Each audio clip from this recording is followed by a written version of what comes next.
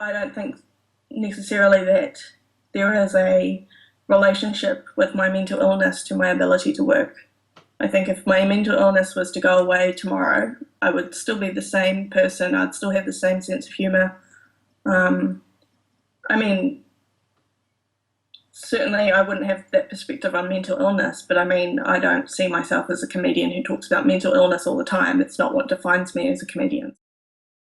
I'm kind of at a level now where I'm operating where I used to be, which is I'm just a little bit manic, just above normal, which gives me the edge, but it's not enough to affect me. Right. So, and I haven't had a depressive down, which is the other side of being bipolar, in a long time.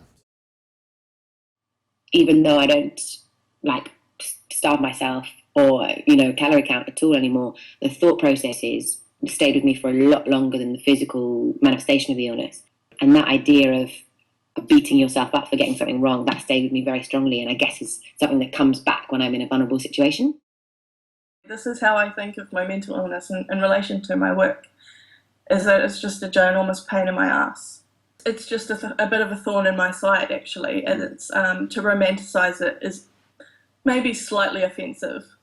The playing, or the play that I found, where I was, even in rehearsal, I'd put everything I was worrying about, all my anxieties out of my head. I'd embody them as different people saying, this is what I'm worried about here, this is what this person's saying back to that, this is what this person's saying back to that. And, I'd be about 5 different people in different spots on stage. I had a theatre lecturer who used to say, he was Hawaiian, and he'd be like, theatre is not therapy.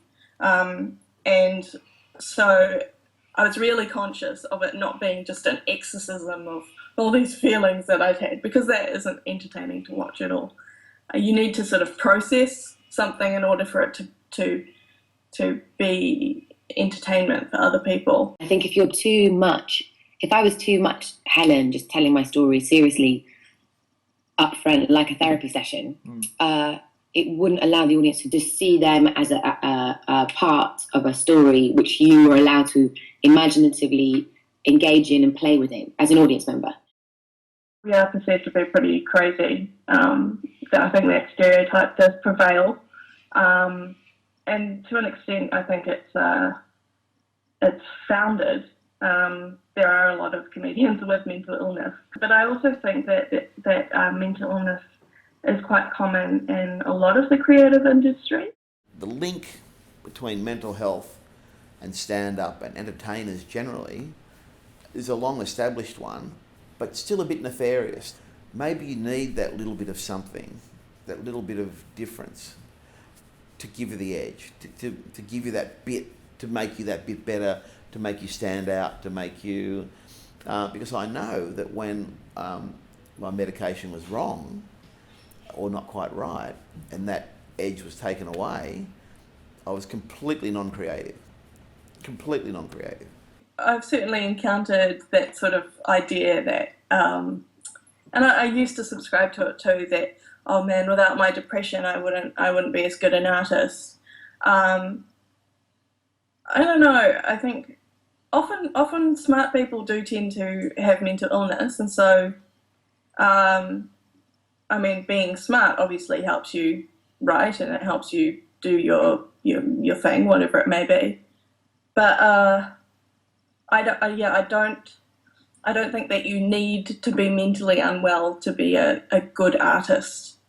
I think that's a little bit of a myth. And in fact, I would say when I'm happy, I'm just as good at writing comedy as when I'm not so great, I'm in a really good place at the moment. My medication balance is correct, everything's right.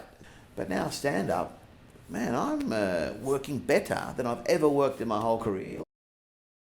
I think people do think that we get up there and we are our true selves and we just talk off the top of our head. For some people that is true, but it is a performance, and so therefore stand-up comedy is a performance art, in my opinion. I think performing, whether it be theatre or whatever, gives you an unnaturally elevated high too often. If you're performing stand-up 5 nights a week, you're feeling absolutely fantastic for 5 nights a week. You're up, you're on, you're going the whole time. Whether or not that is because of the illness or whether or not it's also... But the downside of that is, if you have a bad gig, the crushing disappointment of that is something else that people don't experience all that often as well. So it's the incredible highs and lows. You have to be really careful about what you're going into it for. If you're going into it searching for some sort of attention and affirmation, then you're fucked, because exactly, you're so vulnerable. Your work is there's such a blend of work life, and people are really putting themselves on show, both like physically, you're getting on stage presenting your material, but also in terms of like what you think is funny, right? For me, doing stand-up comedy makes me super happy because I love it so much. And it probably helps my mental health in that respect. So I get a lot out of it. But I mean, that's a personal experience. Obviously, like, I'm not going to go around saying, hey, everybody should be a stand-up comedian because it's the best antidepressant ever. It's just the best antidepressant for me.